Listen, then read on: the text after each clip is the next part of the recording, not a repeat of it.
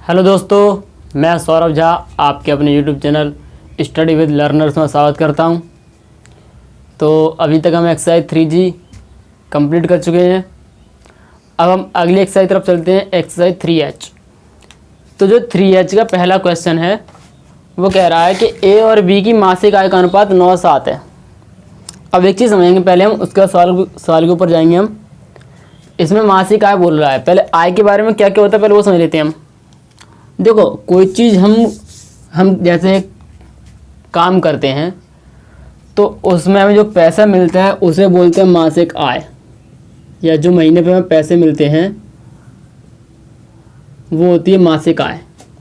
अब जो हम इनकम सोर्स हमारा, जो हमारा पैसे कमाने का स्रोत है, उससे हमें पैसे मिले तो उस पैसों का भी दो काम होता है। उन दो काम आय का क्या होता है, एक होता है हमारा खर्च और एक होता है बचत। ठीक है, कभी कभी खर्च को व्यय बोल देता है, व्यय। तो जो हमारी इनकम है या आय है, आय को हम दो तरीके से यूज करते हैं। पहला यूज है वो खर्च। अगर हम कमा रहे हैं तो खर्च भी 101% होगा। एक बार को बचत हो या ना हो, लेकिन खर्च तो होगा ही होगा। और अगर उसके साथ साथ बचत भी हो रही है तो और अच्छी बात है। तो जो मासिक आय है हम उसी में से क्या करेंगे, खर्च करेंगे, और उसी में से हम बचाएंगे हमेशा। अब एक चीज़ समझते हैं, जैसे मान के चलो किसी व्यक्ति ए की आय है वो 5,000 रुपये है। कम है बहुत, लेकिन मान के चलते हैं 5,000 रुपये है। और वो खर्च कितना कर रहा है, खर्च कर रहा है वो 4,500 रुपये। अब वो मैं पूछता हूँ तो बचा कितने रहा है। तब एक चीज़ समझिए आप कि अगर उसकी आय इतनी है 5,000 रुपये और उसका खर्चा 4,500 रुपये, 4,500 है, तो बचा कितने रहा होगा। 5,000 में से इसको माइनस कर दो, क्या आ जाएगा, हमारा बचत आ जाएगी। वैसे भी कितने रुपए बचेंगे, 500 रुपये तो बचेंगे। तो जो 500 रुपये बच रहे हैं वो क्या हमारी बचत है। अच्छा, अब एक चीज़ और समझते हैं भाई। मान के चलो बी की आय जो है, कोई व्यक्ति है बी, उसकी आय 8,000 रुपये है। कितने रुपए है, 8,000 रुपये है। और वो बचा रहा है वो बचा रहा है 1,000 रुपये। कि कोई व्यक्ति बी है, वो 8,000 रुपये तो कमा रहा है लेकिन 1,000 रुपये की बचत कर रहा है। तो उसका खर्चा कितना होगा, खर्चा की बात करेंगे तब भी क्या करेंगे, हम इसको माइनस कर देंगे। तो जब 8,000 रुपये में से 1,000 बचा रहा है तो बाद बाकी कहाँ जाएंगे, खर्च हो जाएंगे। कितने बाद बाकी के बचेंगे, 8 में से 1 घटा दो, कितना बचा, 7,000 रुपये। तो एक चीज़ हमने देखी यहाँ से क्या, कि अगर हमें आय दे रखी है और खर्चा दे रखा है, तो अगर वो बचत पूछता है तो क्या करेंगे, आय में से खर्चा घटा देंगे, बचत निकल आएगी। इसका उल्टा, अगर हमें आय दे रखी है, बचत दे रखी है, और वो खर्चा पूछता है तो क्या कर देंगे, उसको घटा देंगे। एक कंडीशन और बनती है, उसको भी समझ लेते हैं। मान लो सी है, कोई सी का खर्च वो 7,500 रुपये कर रहा है खर्च, और जो सी की बचत है वो मान लो 200 रुपये की है। मतलब वो एक महीने में 7,500 तो खर्च कर रहा है और एक महीने में बचा कितने रहा है, 200 रुपये बचा रहा है। तो उसकी टोटल इनकम कितनी है। तो अब एक बात समझिए यहाँ पे कि अगर वो इतने रुपए खर्च कर रहा है और इतने रुपए बचा रहा है तो टोटल क्या होगा, इन दोनों टोटल ही तो होगा। जो कमा रहा है वो तभी तो इतने रुपए खर्च कर पाएगा और इतने बचा पाएगा। कितने होगा वो, इन दोनों जोड़ लो तो 7,700 रुपये होगा क्या इसकी आय। 7,700 में से अगर वो 7,500 खर्च कर देता है तो बचेगा कितना, कि 200 रुपये उसकी बचत हो जाएगी। वो चीज़ ये है। अब एक चीज़ समझ लीजिए, अब दोबारा फिर से मैं समझा रहा हूँ मैं। अगर हमें आय और खर्च दे रखा है, बचत निकालनी तो माइनस करेंगे।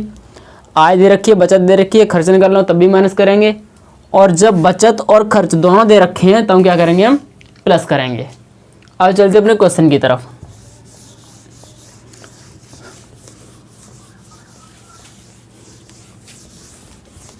क्वेश्चन क्या कह रहा है कि ए और बी की मासिक आय का अनुपात 9:7 है। मैंने एक चीज़ आई थी, जब भी हमें अनुपात दे रखा हो तो हम क्या करेंगे, किसी कांस्टेंट का गुणा करेंगे अनुपात हटाने के लिए। तो माना क्वेश्चन नंबर 1, ए की मासिक आय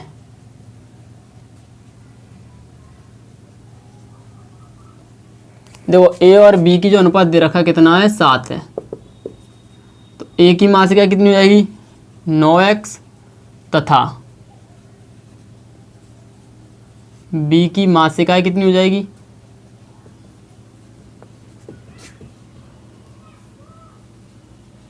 7x है, क्योंकि उसका अनुपात कितना है, 7 अनुपात है।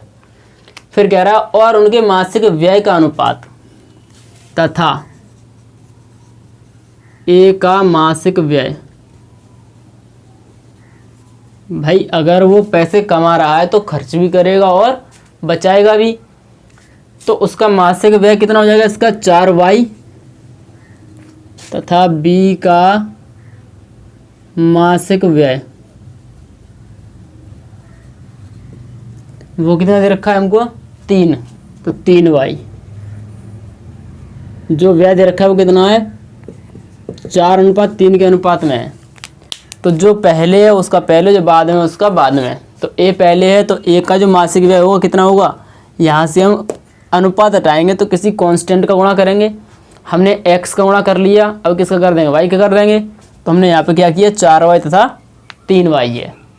फिर कह रहा है वो कि यदि उनमें से प्रत्येक 200 रुपये की 200 मासिक रुपये बचाता है, मतलब दोनों लोग जो रुपये बचा रहे हैं वो कितने बचा रहे हैं, 200 रुपये बचा रहे हैं। तो देखो मैंने भी बताई थी, क्या बताया था कि जब भी बचत निकालनी हो तो क्या करेंगे, हम आय में से व्यय को क्या कर देंगे, माइनस कर देंगे। चूंकि बचत बराबर आय माइनस व्यय। तो पहले हम आते हैं ए के लिए। ए की इनकम 9x है और वो खर्च कितने कर रहा है, 4y, लेकिन फिर भी बचा कितने रहा है, 200 रुपये बचा रहा है। तो 200 बराबर आय कितनी है, 9x, और व्यय कितना है, 4y। समीकरण नंबर 1। और बी के लिए क्या हो जाएगा, बी के लिए देखो बचत दोनों की कैसी बराबर है, तो दोनों की बचत कितनी हो जाएगी, 200, और इसका कितना है, 7x माइनस 3y। समीकरण नंबर 2। हमें समीकरण 1 पता चल गया, समीकरण 2 पता चल गया। समीकरण 1 ये रहा, समीकरण 2 ये रहा। इसमें हम विलोपन विधि लगा देंगे। विलोपन विधि में क्या करेंगे, समीकरण 1 गुणा कर लेंगे 3 का, इसमें कर लेंगे गुणा 4 का। समीकरण 1 में 3 का गुणा, समीकरण 2 में 4 गुणा करने पर उसके बाद इसमें से 1 को घटा देंगे। घटाने के बाद वहाँ से हम x निकाल लेंगे। तो चलिए देखते हैं कैसे होगा। समीकरण 1 में 3 का गुणा तथा समीकरण 2 में 4 का गुणा करके घटाने पर, जब इसमें गुणा करें कितने का, 3 का, तो 200 गुणा करेंगे 300 में तो कितना हो जाएगा, 600, 9 तिया 27 और 4 तिया 12y। इसको लिखेंगे, इसमें कितना गुणा करना है, 4 का, 4 दूनी 800, 7 चौक 28x और 3 चौके 12y। इसको करना है माइनस माइनस और ये हो जाएगा प्लस, तो ये कट गए। 600 में से 800 में कितना हो जाएगा हमारा, 200। 28 में 27 में कितना हो जाएगा, माइनस के x। तो यहाँ से जब हम x बराबर निकालेंगे तो कितना हो जाएगा, देखो माइनस से माइनस कट जाएगा ये, तो x बराबर कितना हो जाएगा हमारा 200। x निकल आया। x की वैल्यू चाहे पुट फर्स्ट में पुट कर दी चाहे सेकंड में, पुट इन फर्स्ट। जब फर्स्ट में पुट करेंगे तो 200 बराबर 9 गुणा 200 माइनस के 4y, 9 दूनी 1800, ये इसको इधर, तो 4y बराबर 1800 माइनस के 200। जब 18 में से 200 घटाएंगे तो कितना बचेगा हमारा, 1600। y बराबर 16/4, तो y बराबर 400। हमने x और y निकाल ली, लेकिन उसने पूछा क्या है, तो प्रत्येक की मासिक आय ज्ञात कीजिए। मासिक आय, तो a की मासिक आय कितनी है हमारी, a की मासिक आय कितनी है 9x है, तो 9x कितना हो जाएगा, x वैल्यू तो कितनी 200, 9 गुणा 200 मतलब 1800 रुपये। और b की मासिक आय कितनी है, b की मासिक आय 7x, 7 गुणा 200 1400 रुपये। तो मैं a की मासिक आय पता चल गई, b की मासिक आय पता चल गई। जिससे स्क्रीनशॉट लेना वो स्क्रीनशॉट ले ले।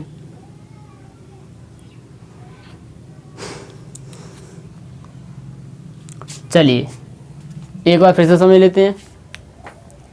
देखो उसने कहा है कि ए और बी दो व्यक्ति हैं, उनकी मासिक आय का अनुपात दे रखा है 9:7 है। तो वहाँ से हम जो वैल्यू होगी वो निकाल लेंगे। 9x और 7x मान ली हमने कि माना ए की मासिक आय 9x और बी की मासिक आय 7x है। उनके खर्च का अनुपात अलग मानेंगे, अलग दिया तो अलग मानेंगे, 4y और 3y हैं। तो हम सूत्र जानते हैं कि बचत बराबर क्या होता है, आय माइनस व्यय। तो आय माइनस व्यय ए के लिए निकाला समीकरण 1, बी के लिए समीकरण 2। इन दोनों को हल करने के बाद हम x और y निकाल चुके हैं। वैसे हमें यहाँ पे ज़रूरत केवल और केवल x की है। क्यों? क्योंकि उसने केवल और केवल आय पूछी और आय हमने किस में मानी है, दोनों देख सकते हो आप, दोनों आय किस में है, x में है। तो हमें यहाँ पे केवल और केवल किसकी ज़रूरत होगी, x की। लेकिन अगर वो ये भी कहता कि साथ ही उनके मासिक व्यय भी ज्ञात करो, तब हमें y की भी ज़रूरत पड़ती। इसलिए मैंने x और y दोनों एक साथ निकाल दिए। अब वो कुछ भी पूछ ले, बचत तो खैर हमको दे रखी है, चाहे आय पूछ ले चाहे व्यय पूछ ले, हम आराम से निकाल लेंगे। जब आय पूछिए तो आय की वैल्यू पुट कर दी, बचत पूछा बचत निकाल देते। क्लियर है? चलिए अगले क्वेश्चन की तरफ चलते हैं। क्वेश्चन नंबर 2 इम्पोर्टेंट सवाल है, बढ़िया सवाल है।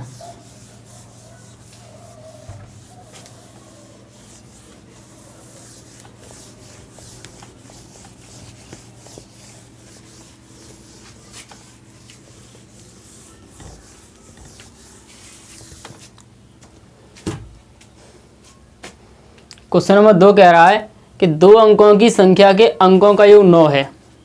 हमारे पास कोई एक संख्या है दो अंकों की। दो अंकों की संख्या कैसी होती है, 24 है। ये हमारे कितने अंकों की संख्या, दो अंकों की। एक अंक ये रहा, एक अंक ये रहा, ठीक है। 36 है, एक अंक ये रहा, एक अंक ये रहा। 42 है, 28 है। ये सब हमारे दो अंकों की संख्या है। लेकिन हमको संख्या ऐसी लेनी है जिसके अंकों का योग, अगर हम इनके अंकों का योग करें तो देखो यहाँ पे कितना 4 है, कितना 2, इन दोनों जोड़े कितना आएगा हमारा 6। अगर मैं इन दोनों जोड़ूँ तो कितना आएगा मेरा 9, इन दोनों जोड़ूंगा 6, इन दोनों जोड़ो कितना आएगा 10। तो वो कह रहा है कि दो अंकों की संख्या के अंकों का योग 9 है। इस संख्या का 9 गुना संख्या के अंकों को पलटने से बनी संख्या का 2 गुना है। सवाल अच्छा, थोड़ा समझ के चलना। पहले तो हमें ये बताओ, जो दो अंकों की संख्या बनती है वो बनती कैसे है।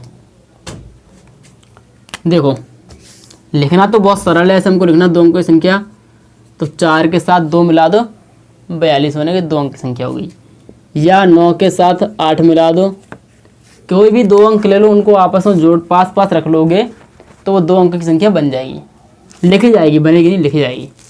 लेकिन जो रियल में संख्या बनती है वो बनती कैसे है, चलो वो समझते हैं पहले हम।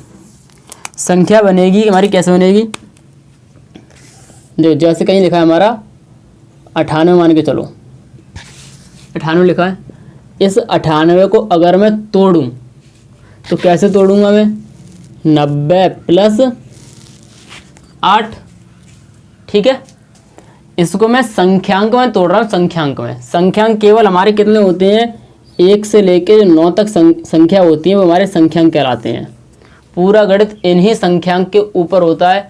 इसके बाद जो गिनती बनती है वो गिनती अलग होती है, संख्यांक अलग होते हैं। तो मैं इसको संख्यांक में तोड़ रहा हूँ, तो क्या होगा, ये क्या हो गया, 90 + 8 हो गया। अच्छा 90 को भी क्या ले सकता हूँ मैं, 90 को मैं ले सकता हूँ 9 × 10 + 8। ठीक है, तो जो संख्या बनी है मेरी उसमें क्या है कि जो इकाई का अंक है वो कितना है,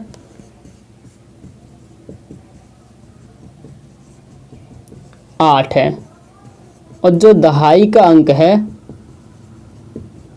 वो कितना है, वो 9 है। तो जो हमारी संख्या बनी है वास्तव में दो अंकों से, दो संख्यांक से मिलकर बनती है, वो कौन कौन से हैं, 9 और 8, इन दोनों से मिलकर क्या बन गया हमारा 98। बना कैसे कि 9 का गुणा मैंने किस में किया, 10 में, और जो इकाई अंक है उसको क्या कर लिया मैंने, जोड़ लिया। तो अगर मैं मान के चलूं, माना मेरे जो इकाई का अंक है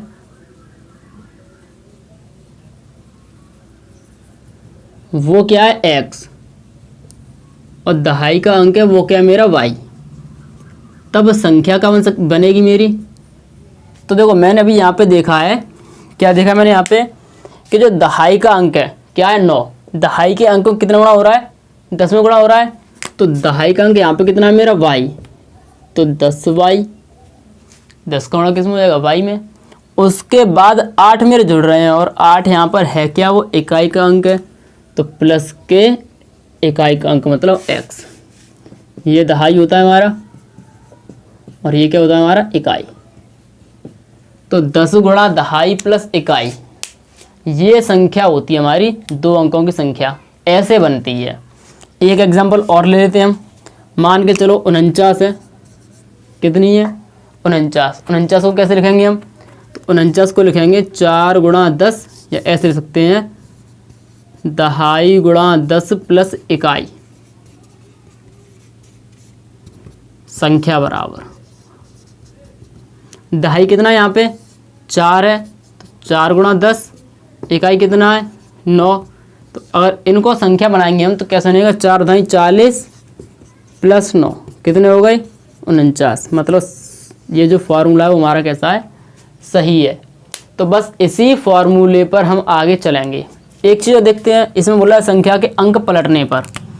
अगर हम अंक पलटने की बात कहें, इस पर आए थे हम 98 वाली पर,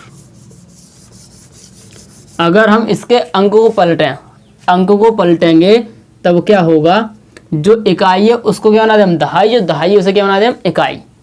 तो जैसे हम इसको यहाँ लेके आएंगे और इसको लेके आएंगे यहाँ पर, तो जो हमारी संख्या बनेगी वो क्या बन जाएगी, 8 आगे और 9 पीछे।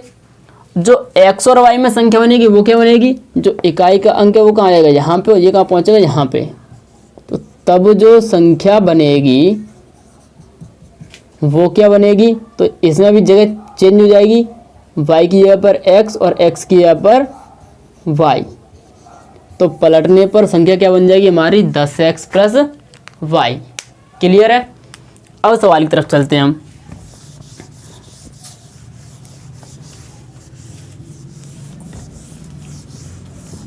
चलिए पहला सवाल, दूसरा सवाल है कि दो अंकों की संख्या के अंकों का योग 9 है। तो पहले हम संख्या के अंक मानेंगे। माना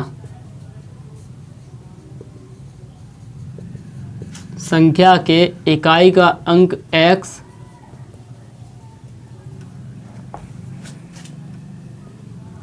तथा दहाई का अंक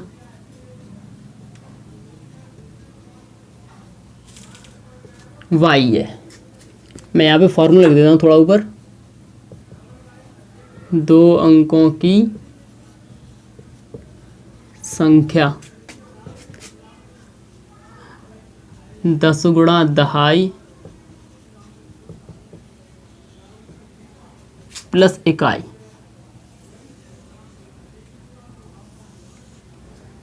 ठीक है, इकाई का अंक x है, दहाई का अंक कितना है y है। तब संख्या क्या बनेगी हमारी, जो संख्या बनेगी वो क्या होगी, 10 × दहाई है, तो दहाई कितना y, तो 10y + x। वो कह रहा है कि इसके अंकों का जो कितना है 9 है। तो हमने अंक क्या माने हैं, x और y मानी है। तो पहली शर्त, इसके अंकों का योग कितना होना चाहिए हमारा 9 होना चाहिए। ठीक है, फिर कह रहा है कि इस संख्या का 9 गुना, दूसरी शर्त, इस संख्या, किस संख्या, जो ये वाली संख्या है, इसका 9 गुना, इसका 9 गुना करेंगे कितना हो जाएगा, 9 गुना हो जाएगा इस पूरी संख्या में। ये बराबर है, किसके बराबर है कि इस संख्या का 9 गुना संख्या के अंकों को पलटने। अब जो हमारी संख्या है इसके अंक पलटेंगे, अंक पलटेंगे तब क्या होगा, x की जगह पर क्या आ जाएगा y, और y की जगह पर क्या आएगा हमारा x। तो पलट देते हैं हम, तो हो जाएगा 10x प्लस y। संख्या के अंकों को पलटने से बनी संख्या, ये हमारी एक संख्या बन गई है का 2 गुना है, तो ये किसके बराबर है, इसके 2 गुने के बराबर है। दोबारा समझेंगे हम कि संख्या का 9 गुना, जो हमारी संख्या है इसका 9 गुना, तो इसका हमने क्या कर लिया, 9 गुना कर लिया।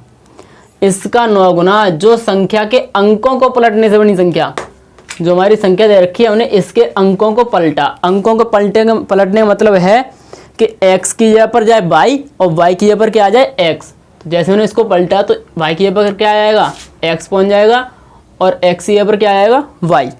y का कितना है, 2 गुना है, इसका कितना कर दिया हमने, 2 गुना। अब इसको सॉल्व करेंगे हम, जब इसको सॉल्व करेंगे तो 90y plus 9x 20x plus 2y। ठीक है, यहाँ से x वाले टर्म एक तरफ और y वाले एक तरफ, तो 90y माइनस के 2y बराबर 20x माइनस के 9x। 90 में से 2 जाएंगे कितने हो जाएंगे हमारे 88, और 20 में से 9 जाएंगे कितने हो जाएंगे हमारे 11x। ये गुणा में इधर किस में जाएंगे, भाग में। 88/11 बराबर x, कितना कट जाएगा 8 बार। तब जो x की वैल्यू निकल के आएगी वो कितनी आएगी, 8y। समीकरण नंबर 2, x बराबर कितना आ गया 8y। इसको हम पुट कर देते हैं फर्स्ट में, पुट इन फर्स्ट। जब फर्स्ट में पुट करेंगे x की जगह पर 8y प्लस y बराबर 9।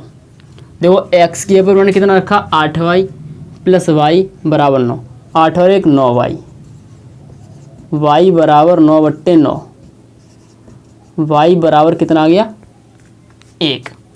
y बराबर 1 पुट कर देते हैं फर्स्ट सेकंड में, पुट इन सेकंड। तब x बराबर कितना आएगा 8 गुणा 1, x बराबर कितना आ गया हमारा 8। हमसे पूछिए संख्या, तो संख्या हमारी कितनी थी 10y प्लस x, तो 10 गुणा 1 प्लस 8। जब इसको सॉल्व करेंगे तब संख्या निकल के आएगी, कितनी आएगी 10 प्लस 8 बराबर 18। ये हमारी हो गई संख्या। क्लियर है, जिससे स्क्रीनशॉट लेना वो स्क्रीनशॉट ले ले।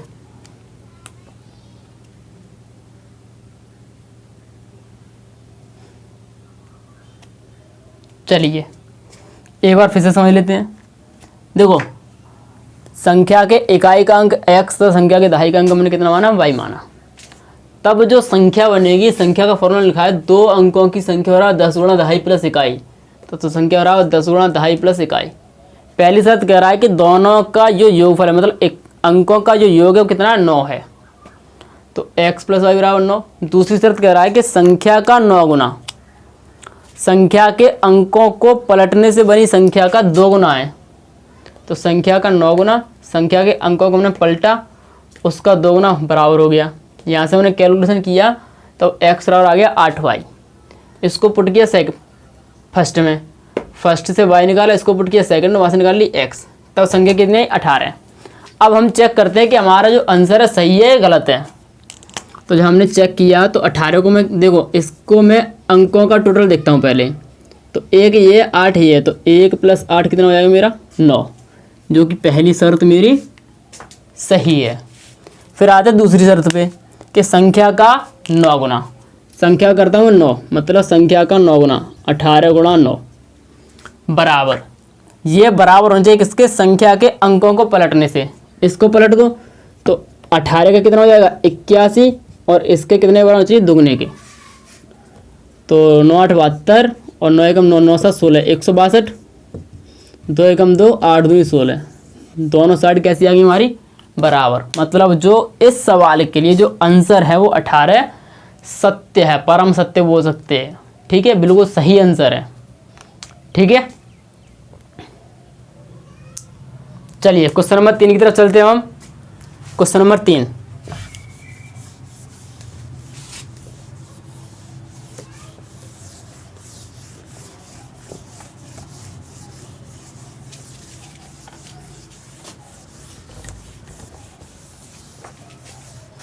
जो क्वेश्चन नंबर 3 है क्या कह रहा है, एक पुस्तक विक्रेता ने अपनी पुस्तक 24 रुपये में बेचकर, अब ये चीज़ आई है लाभ और हानि की। क्रय मूल्य विक्रय मूल्य आप लोगों को पता होगा, नहीं पता तो मैं थोड़ा सा बता दे रहा हूँ। क्रय मूल्य किसे कहते हैं, जिस मूल्य पर कोई वस्तु खरीदी जाती है। ठीक है, विक्रय मूल्य जिस मूल्य पर कोई वस्तु बेची जाती है। ठीक है, जैसे कोई दुकानदार है, अब दुकानदार कोई चीज़ खरीदेगा, भाई कोई भी चीज़ भाई दुकानदार ने घर तो बनेगी नहीं, और अगर वो घर पर बनाएगा भी तो उसके लिए ही मटेरियल लेकर आएगा बाज़ार से, तो उसके लिए कुछ ना कुछ तो क्रय मूल्य होगा। हर इंसान के पास हर चीज़ को बनाने के लिए कुछ ना कुछ देना पड़ता है। कोई अपने घर पर सब सामान नहीं रखता, ना बना पाता है। तो दुकानदार कोई सामान लेने जाएगा, तो वो कोई सामान लेके आया, मान के चलो उसने कोई वस्तु खरीदी 50 रुपए की, ये उसका क्या हो गया क्रय मूल्य। 50 रुपए में उस दुकानदार ने वो वस्तु खरीदी और अपनी दुकान पर लेकर आया। अपनी दुकान पर आकर उसने बेच दी 60 रुपए की, ये हो गया उसका विक्रय मूल्य। मतलब उसने 50 रुपए की तो वस्तु खुद खरीदी, लेकिन उसने बेच कितने में दी 60 रुपए में। तो 50 की जो खरीदी है वो उसका क्रय मूल्य, जो उसने बेचा है वो विक्रय मूल्य। लेकिन इस पर उसने देखा कि उसको कुछ बचत हुई है। कितने रुपए की बचत हुई है, वो हो गया उसका लाभ। लाभ हुआ उसका 10 रुपए का। उसने 50 रुपए तो खर्च किए थे उस वस्तु पर, 60 में उसने बेच दिए। जितने रुपए उसने उस वस्तु पर लगाए थे वो तो उसे मिल गए, उसके अलावा 10 रुपये उसे और मिला है। तो जो 10 रुपये मिला है वो उसका क्या है प्रॉफिट है या लाभ है। क्लियर है। अगर वो यही चीज़ 40 रुपये में बेचता, कितने में बेचता 40 में, मतलब 50 की वो लेकर आया और 40 में बेच रहा है, तो इसका मतलब क्या है 10 रुपये वो नुकसान हुआ उसको। जो नुकसान हुआ है उसको हम बोलते हैं लाभ, सॉरी हानि। अब यहाँ पर क्या आएगा हानि। हानि कितने रुपए की है 10 रुपए की। यहाँ तक शायद सबको कोई दिक्कत नहीं होगी, सबको समझ में आ गया होगा, क्लियर होगा। अब सवाल पर चलते हैं हम। एक पुस्तक विक्रेता अपनी पुस्तक 24 रुपये में बेचकर उतने ही प्रतिशत का लाभ उठाया जितने रुपए में उसने पुस्तक को खरीदा था। ठीक है, उस पुस्तक का क्रय मूल्य बताइए, लाभ प्रतिशत। अब एक चीज़ और समझ लेते हैं, लाभ प्रतिशत अगर बात आ ही गई है तो जो लाभ प्रतिशत होता है उसके फॉर्मूला होता है, वो होता है लाभ बट्टे क्रय मूल्य गुणा 100। ये लाभ प्रतिशत का होता है फॉर्मूला। ठीक है, इसको लिख लेना। चलिए अब हम अपने सवाल की तरफ चलते हैं। चलिए, तो सवाल कह रहा है क्वेश्चन नंबर 3 कि एक पुस्तक विक्रेता अपनी पुस्तक को 24 रुपये में बेचकर, तो विक्रय मूल्य कितना हो गया 24 रुपये। अब वो लाभ परसेंट की बात कर रहा है, उतना ही लाभ प्रतिशत हो रहा है जितना उसने खरीदी है। तो हम मान लेते हैं, माना वस्तु का क्रय मूल्य x रुपये तथा वस्तु का लाभ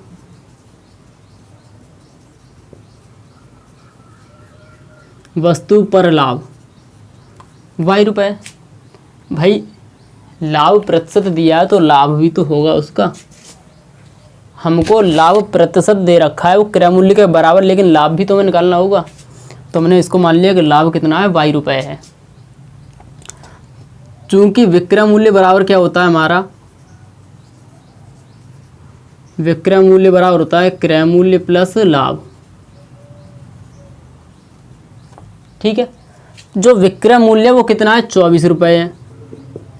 क्रय मूल्य हमने कितना माना है, x रुपये माना है। लाभ कितना है, y रुपये। समीकरण नंबर 1। चूंकि हमको लाभ परसेंट भी दे रखा है, लाभ परसेंट बराबर क्या होगा, लाभ बट्टे क्रय मूल्य गुणा 100। जो लाभ होगा, लाभ परसेंट क्रय मूल्य के बराबर है। ये तो बोल रहा है वो कि 24 रुपये में बेचकर उतने ही प्रतिशत लाभ उठाया जितने रुपये में उसने पुस्तक को खरीदा था। तो ये दोनों आपस में बराबर है, तो लाभ कितना हो जाएगा, क्रय मूल्य के बराबर, बराबर x के। लाभ y के होगा और क्रय मूल्य x गुणा 100। कैंची गुणा करेंगे तो 100y बराबर x स्क्वायर, y बराबर x स्क्वायर बट्टे 100। समीकरण नंबर 2। ये समीकरण 2 है, शायद फॉर्मूला सबने लिख लिया होगा, इसको रब कर देता हूँ मैं। अब देखते हैं, इसको पुट करूँगा फर्स्ट में, पुट इन फर्स्ट, सॉरी यहीं पे लिखना पड़ेगा,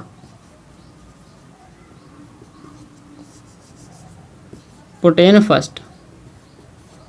जब फर्स्ट में रखेंगे तो 24 बराबर x कितना है, x का x रहेगा, y कितना है, x स्क्वायर बट्टे 100।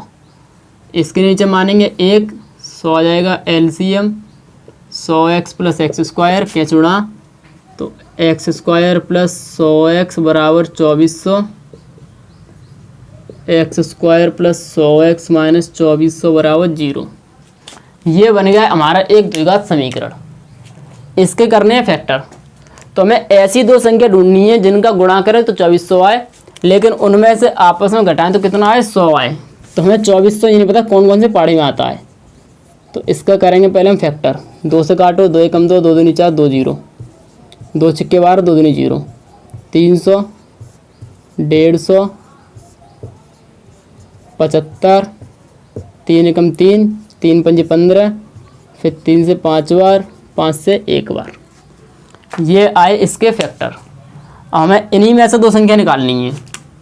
तो 2 दूनी 4, दूनी 8, दूनी 16, 5 तिया 15 और 16 दूनी 32, 15 ती 45। नहीं, ये भी नहीं होगा। 5 दूनी 10 और 2 दूनी 4, दूनी 8, दूनी 16, 16 में 16 43। ये भी नहीं होगा।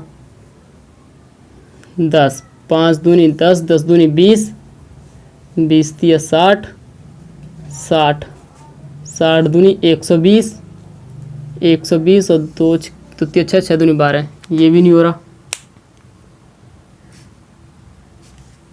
चलो और देखते हैं कुछ।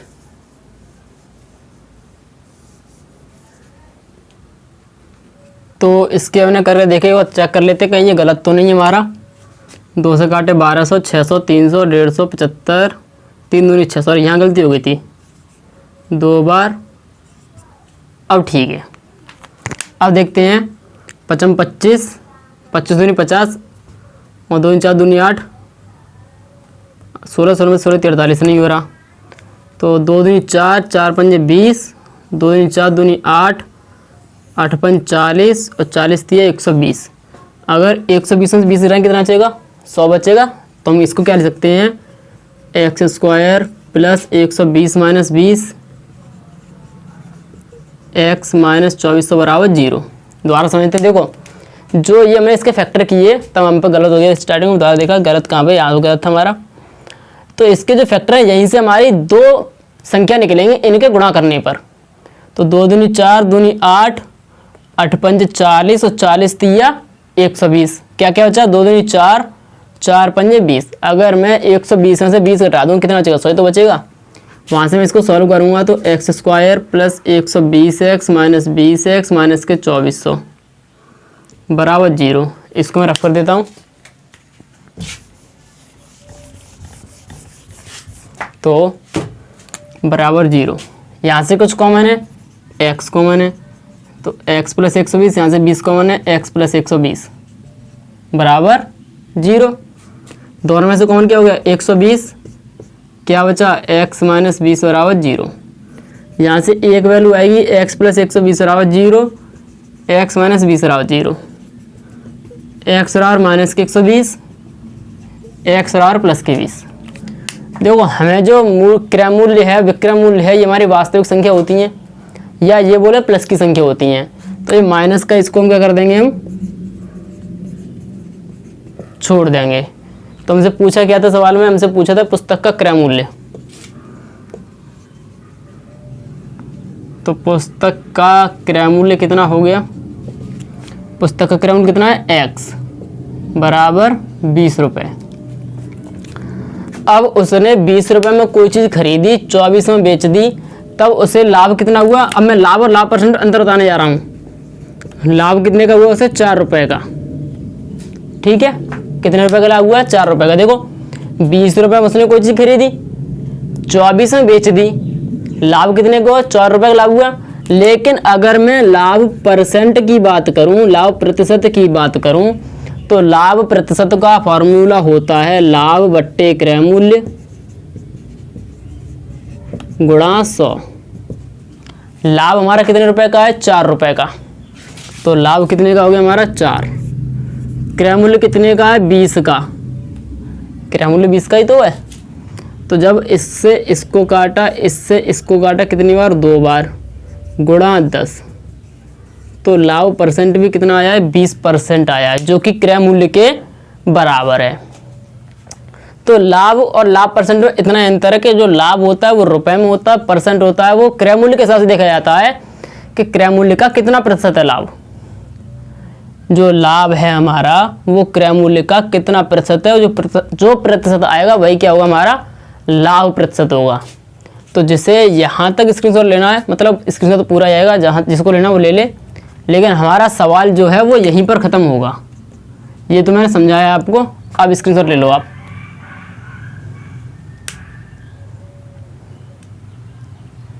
चलिए, तो लाभ दोबारा समझ लेते हैं हम कि हमें जो सवाल दे रखा है उसमें विक्रय मूल्य दे रखा है कि 24 रुपये। फिर उसने कहा है कि इसको उतने में क्या कह रहा है कि 24 रुपये में बेचकर उतने ही लाभ प्रतिशत हुआ है जितने में उसने इसको खरीदा था। तो हम मान लेते हैं उसने x रुपये में खरीदा था और लाभ कितना हुआ, y लाभ है, लेकिन जो लाभ प्रतिशत है वो भी कितना होगा, x ही होगा। क्यों, क्योंकि क्रय मूल्य के बराबर है। अब देखो, चलो पहले पूरा सवाल समझे तब समझाएंगे। क्रय मूल्य रहा था, विक्रय मूल्य बराबर क्रय मूल्य प्लस लाभ, 24 बराबर x प्लस वाई, समीकरण नंबर 1। लाभ प्रतिशत रह गया था लाभ बट्टे क्रय मूल्य गुणा 100, लाभ प्रतिशत x, लाभ y, क्रय मूल्य x गुणा 100। यहाँ से निकाला तो y बराबर आ गया x² बट्टे 10। इसको पुट कर दिया किसमें, फर्स्ट में। वहाँ से इसको पुट करने के बाद सॉल्व किया तो देगा समीकरण बन गया ये कि गुणा करें 2400 आए, घटाएं कितने आए, 100 आए, तो 120 माइनस 20, और 120 इंटू 20 2400 हो जाएगा। जब घटाएंगे तो कितना आएगा, 100 आएगा। उसको सॉल्व करने पर एक x वैल्यू आई माइनस की, एक आई प्लस की, तो माइनस की हम छोड़ देंगे, प्लस की ले लेंगे। जब प्लस की ली तो पुस्तक का क्रय मूल्य कितना हो गया, 20 रुपये हो गया। अब देखो जो क्रय मूल्य था वो हमने क्या माना था, x रुपये, और जो लाभ था, लाभ क्या माना हमने, y रुपये। तो y की वैल्यू कितनी है हमारी, 4 आई है, x की वैल्यू कितनी है, 20 आई है। तो लाभ 4 है और लाभ परसेंट कितना है, 20 है। ठीक है, तो लाभ परसेंट और लाभ में इतना ही अंतर होता है। तो क्वेश्चन नंबर जो 4 है वो एक्सरसाइज 3G का जो क्वेश्चन नंबर था, कौन सा, क्वेश्चन नंबर 22, उसी की तरह होगा। क्वेश्चन नंबर 5 मैं कराऊंगा, जो कल कराऊंगा अब। ठीक है दोस्तों, तो आज की वीडियो यही खत्म करते हैं। धन्यवाद।